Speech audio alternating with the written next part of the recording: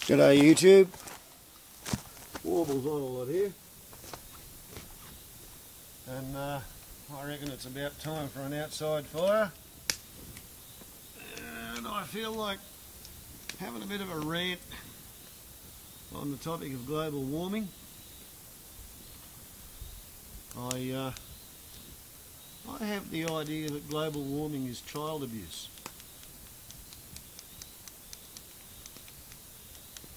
It's probably a strong opinion, but there it is. Global warming is child abuse. In the sense that any time an adult indulges their own selfish wants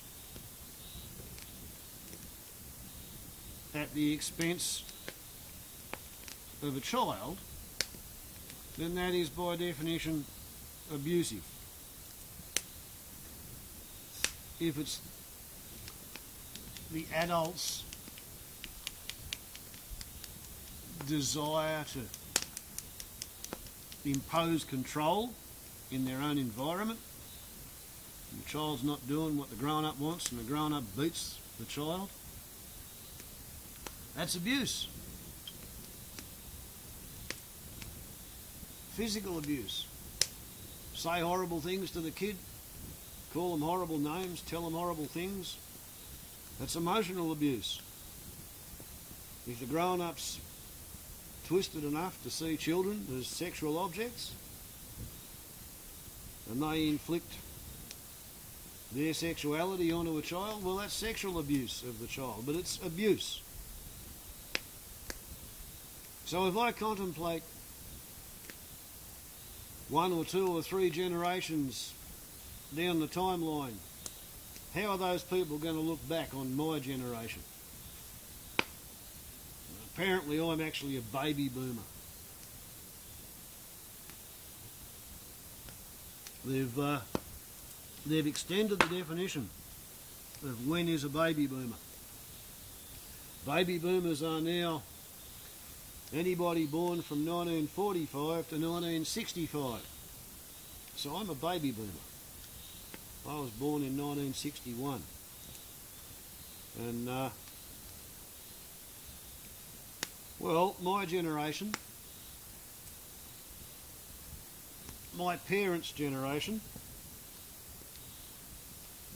and my grandparents' generations,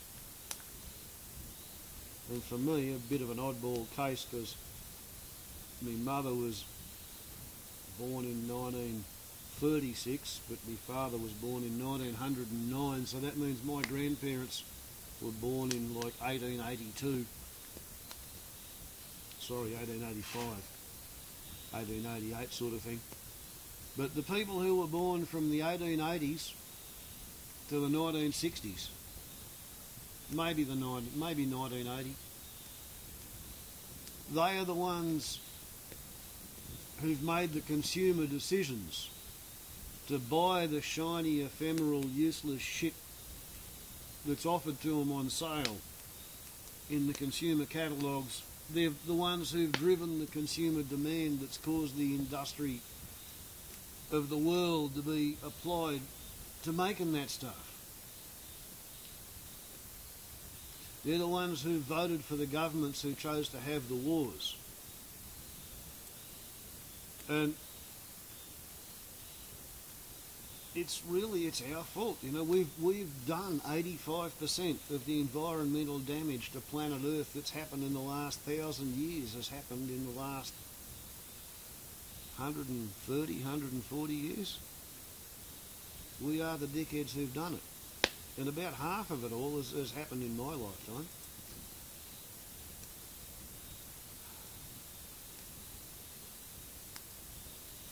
I'm pretty sure it was over 150 years ago. Some Dutch chemist worked out that he could measure a change in the Earth's atmospheric carbon dioxide concentration since the start of the coal-powered industrial revolution in Europe.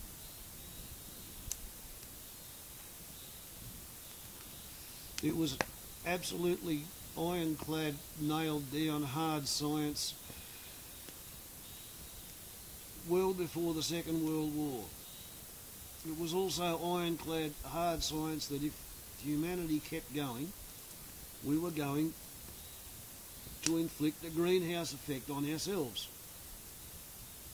And we have. We've just about melted the Arctic ice sheet. It's about a third the size now that it was when I was a baby. Isn't that clever? Isn't that an achievement? Doesn't that make you proud to be a human?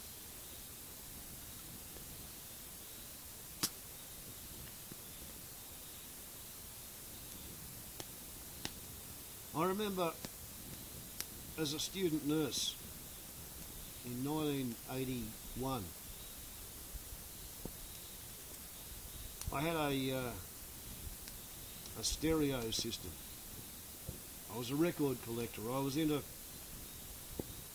instrumental electronic music. I bought an album called Albedo 0.39. And at the time, measured from space, that was the albedo, the reflecting power of planet Earth, 39%. A perfect mirror has an albedo of 1 or 100%, but Earth had an albedo of 0.39 in about 1979 when the album was made. Years later, I was married to an external student of a university, and she was studying astronomy as part of an arts degree she'd converted into science. And she asked me to proofread one of her essays. And I pulled up a warning flag where she'd stated that the Earth's albedo was 0.35. I said, hang on, that's not right. Earth's albedo is 39%, not 35%. And she said, no, you're wrong. And she pulled out data that showed that she was right and I was wrong. So sometime between, say, 1979 and 1990, the Earth's albedo changed from 39% to 35%. I kind of suspect that had to do with deforestation, desertification and exposing more dirt, which used to be underneath shiny green trees.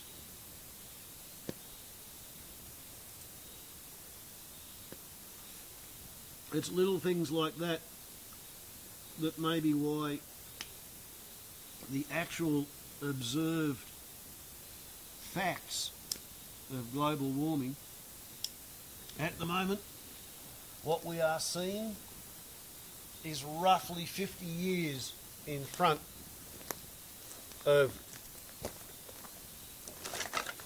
the International Committee on Climate Science's predictions on where we were going to be.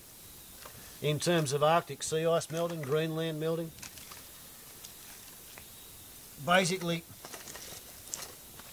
it's a lot worse than politically acceptable scientists have been allowed to lead us to believe.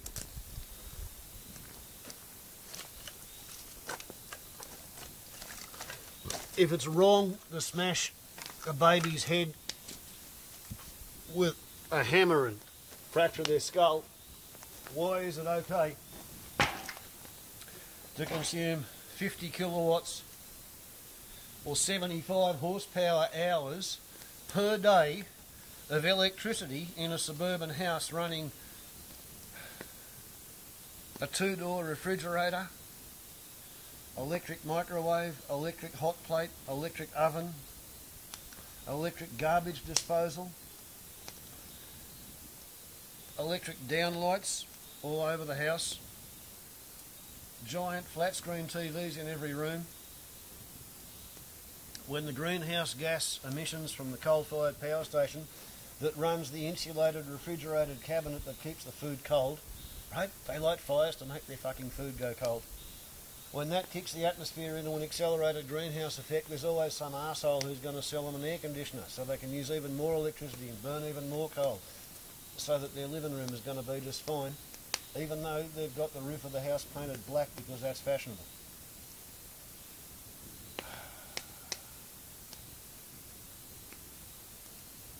And when all that results in the hailstones, which used to be big when they were golf ball size when I was a kid, these days it's considered fairly normal if they're only cricket ball size, there's what they call mega cryo meteors. And that's when your hailstones are sitting on top of such a strong thermal up on the stratospheric boundary that they go up and down and up and down and up and down, and instead of falling out when they're golf ball size, cricket ball size, they're falling down from the stratosphere watermelon size. Do you know what it's like when a watermelon sized hailstone hits? There was a bloke I saw on a bit of film, on a video, a DVD, and this fellow was polishing his Porsche, and he, you know, polished the last bit of his Porsche, and he stood back to look at it, and a hailstone the size of a watermelon hit his Porsche, and the roof of his Porsche touched the belly floor pan of his Porsche in a puftillionth of a second, and the suspension recoiled through what was left of his Porsche 7 feet into the sky. It was no good for driving anymore. You couldn't sit in it because it was squashed flat. That's a mega cryo meteor. Now, why is it okay to consume 50 kilowatts of electricity in an ordinary suburban house in Australia and run the risk of smashing your grandchildren's brains in with giant hailstones, but it's not allowed to walk around and smash them in the head with a hammer and put them out of their misery quick? You see, global warming is child abuse. It's that bad. That's why you've got to do something. That's why I pay rates on a regrowth forest. So the 100 acres that I pay rates on locks up 100 tonnes per year.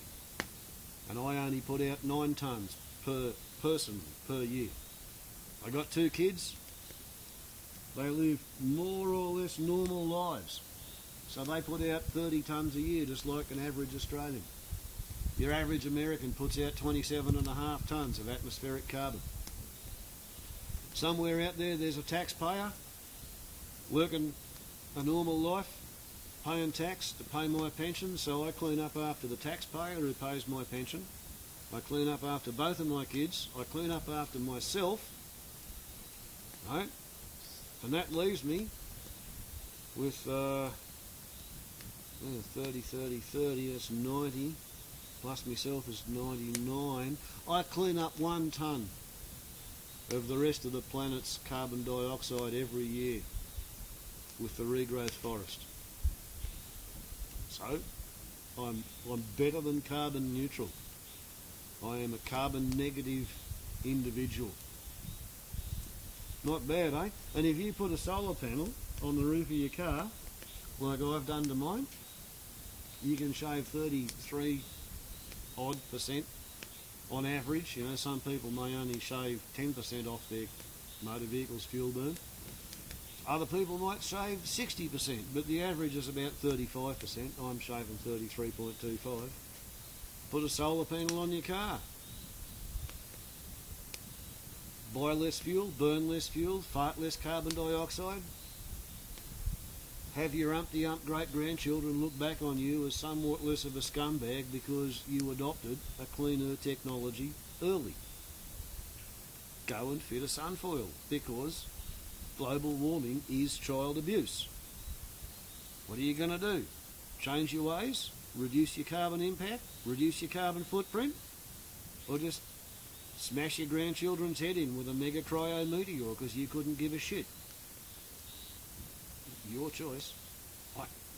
I'm doing what I can.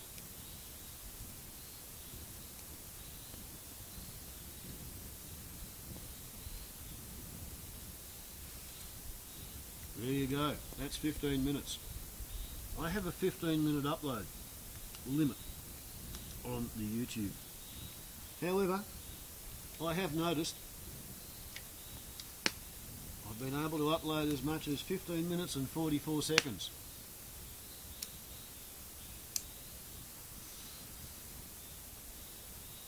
So we're coming up to 15 minutes and 25.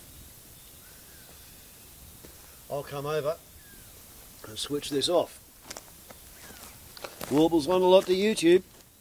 I hope you enjoyed the rave. Ciao.